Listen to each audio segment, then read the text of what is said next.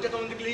দারুণ, ফাটাফাটি, জমে ক্ষীর একদম। আচ্ছা, ওই বইটার নায়িকা রোলটা পাচ্ছি?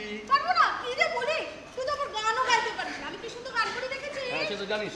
এই তুই ভিলেনের মারপিটটা করতে পারবি? পারবো না? বাবা, এমন পাঁচ করবো না যে। তাই? এই ঝুঁকি, দাঁড়া। আরে ম্যাডাম, এখানে কাউকে খুঁজছেন নাকি? কি ওই মালেদের নাকি?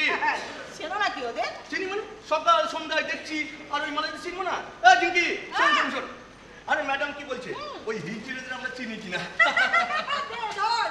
কি যে বলেন ম্যাডাম, একই সাথে একই পাড়ে থাকি, তা ওদের চিনবো না? না ম্যাডাম, বলছিলাম আজও কি আপনি ওদেরকে নিয়ে শুটিং করবেন নাকি? কি শুটিং? আজ এখানে? এর আগে কিন্তু একবার শুটিং হয়েছিল, আমি কিন্তু ছিলাম না ঝিঙ্কি। আজ কিন্তু শুটিং দেখে যাবোই।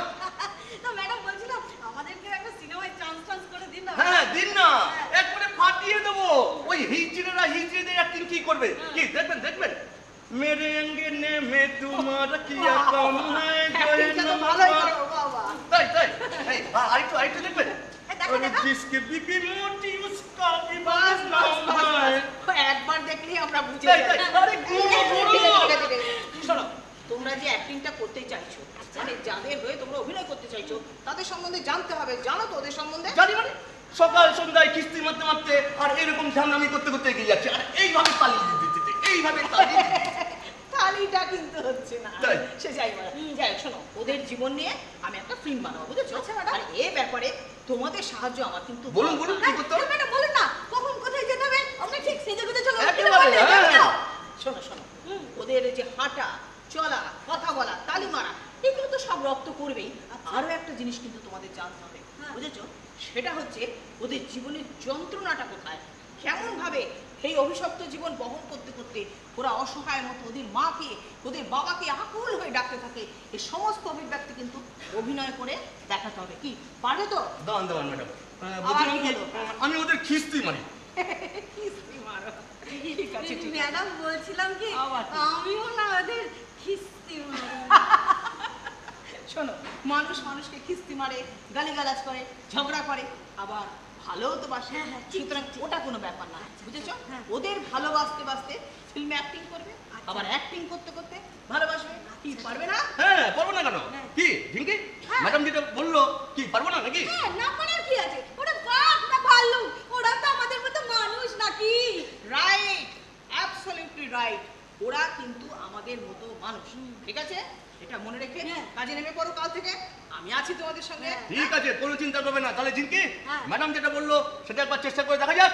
কি জানো ভালোবাসতে সিনেমা, আর সিনেমা করতে ভালোবাসা। মন্টে, তুই কিচ্ছু চিন্তা করিস না, আমি কালই সকালবেলা এখানে আসবো। এসে ফুল পুরি পাতা ওদের সঙ্গে বুঝেছিস ভাগ করে নেবো। আর তারপরেই শুরু হয়ে যাবে সিনেমা।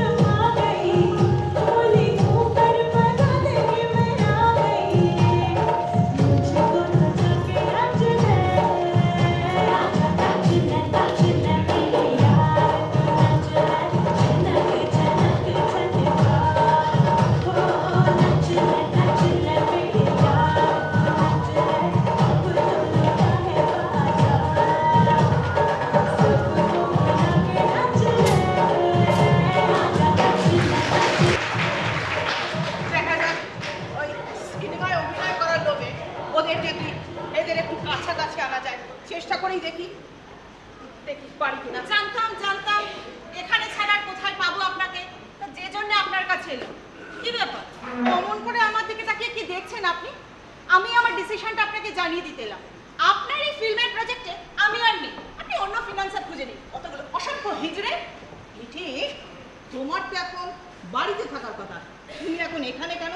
মানে বাড়িতে থাকা যায় কেন, কি হয়েছে? কোথা থেকে খবর পেয়েছে দিদির একটা বাচ্চা হয়েছে, উনি এক পাল হিজড়ে বাড়িতে এসে হাজির। সে কি অসভ্যতা শুরু করেছে, কি বলবো আপনাকে মন্দিরা দি, এটা দাও সেটা দাও। আর ওই যে ছোটটা কি যেন নাম ওটা, কি ফুল? হ্যাঁ ফুল, সেটার তো কি উদম নৃত্য।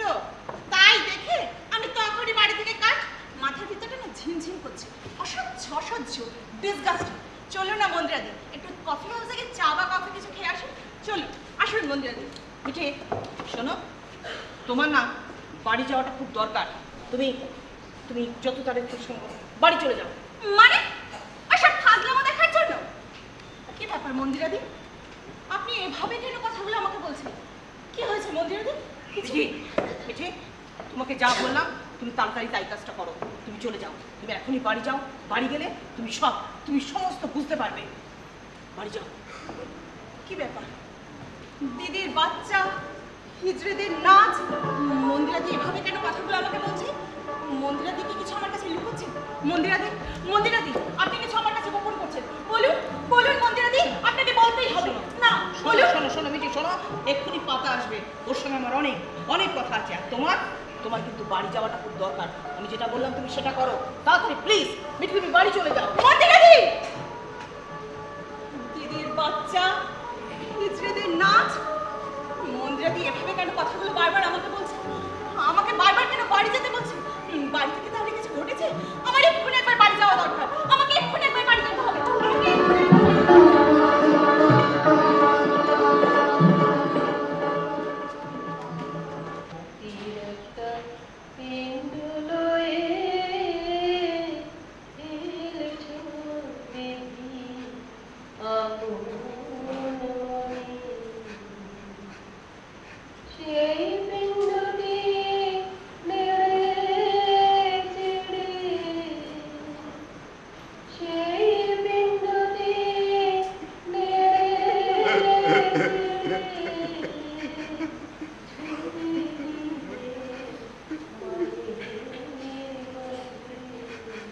মা, আমার মা একখানা লাল পেরে শাড়ি পরে দাঁড়িয়েছিল, ঠিক যেন দেবীর মতো লাগছিল। মা কাঁদছিল, আমার তো কান্না পাচ্ছিল। মা আমার হাত ধরে উপরের ঘরে নিয়ে গিয়ে পাট পাট করে চুল আশ্রয় দিল। তোরঙ্গ থেকে এই নতুন শাড়িখানা পার করে দিল। এখনো তাতে মায়ের গন্ধ লেগে রয়েছে। মা, আমার মা, আমার মা। ওই ডাইরেক্টর দিদিমণির সাথে রাজা ছোট দিদিমণি আর আমরা যমজ, একই মায়ের সন্তান। তারপর মা আমার হাতে 1,000 টাকা গুঁজে দিয়ে বলল, যা, আর কোনোদিন তুই আমাদের বাড়িতে আসবি না। তুই আমাদের কেউ না, আমাদের সাথে তোর কোনো সম্পর্ক নেই, যা, চলে যা। মা আমায় বুকে টেনে নিল না, আমায় তাড়িয়ে দিল, তাড়িয়ে দিল, আমায় মা তাড়িয়ে। সে কি রাত দুপুরে ভয় পেলি নাকি? না না, হ্যাঁ, কি আছে? ওদের ঘর বাড়ি টাকা করি কিচ্ছু আমার নয়, ওদের ঠাকুর দেবতা আমার নয়, আমি ওদের কেউ নই, কেউ নই। না, তুই ওদের কেউ না, ওদের তুই কেউ না, তুই আমার। আমি তোর সব, আমি তোর বাপ মা ভাই বোন, আমি তোর স্বামী স্ত্রী ছেলে মেয়ে সব আমি না। এই পাতা, পাতা, তুই কাঁদছিস কেন রে? তুই তো বলিস আমাদের হিজড়িদের কাঁদতে নেই, তাহলে তুই কেন কাঁদছিস বল? তুই কেন কাঁদছিস? তুই কাঁদবি না, একদম কাঁদবি না। কাঁদছি না রে, কাঁদছি না, কাঁদছি না তো। হ্যাঁ, না কাঁদছি না। শোন বল, তোকে আনার পর থেকে না কেমন একটা মায়া হয়ে গেছিল রে। তুই চলে যাবি বলেছিলে না, এই বুকের মধ্যে কেমন ছাপ করে উঠেছিল না। এই দেখ একটা ব্যথা বড় টন টন করে রে, বড় টন টন করে। জানিস তো এই কাজটা না দিতাম না, বললো কত কিছুই নাকি পাল্টি হয়ে গেছে। তোর বাবা মা তোকে আদর করে ঘরে রেখে দেবে, কোলে করে রাখবে। আমার আনন্দ হলো এখানে, হলো এখানে। চলে যাস যদি, তুই চলে যাবি, কুড়িও চলে যাবে। সালা পাতাকে কেনে না, তোকে মেলে কোথাও যাবো না রে, কুড়ি, কোথাও যাবো না, কুড়ি আমার কুড়ি, কোথাও যাবো না। আমাকে ফেলে চলে যাবি নাকি রে কুড়ি? তোকে ছেড়ে ফুলকুড়ি কোথায় যাবে রে? দেখলি না বাবা মা কেমন মুখ ঘুরিয়ে নিল। আমাদের আর ঘরে ফেরা হবে না রে পাতা, ঘরে ফেরা হবে না। হ্যাঁ, তাতে কি আছে রে? এই তো তোর ঘর, আমি আছি, ফুল আছে। এই রাত এখন আছে রে। এই তো একটু আগে 10টার ট্রেন গেল। শুরু হচ্ছে রাতটা, রাত শুরু, অথচ আমার শরীর বলছে কি বলতো, তোমার শেষ। তুই ঘরে চল, ঘরে গিয়ে একটু ঘুমিয়ে নিবি, চল পাতা। ঘুম আমার আসে না রে, তবুও তো দেখ কেমন মরি হয়ে আজ ঘুমাই। সারাদিন তোর একটু একটু বিশ্রাম ছিল বলতো।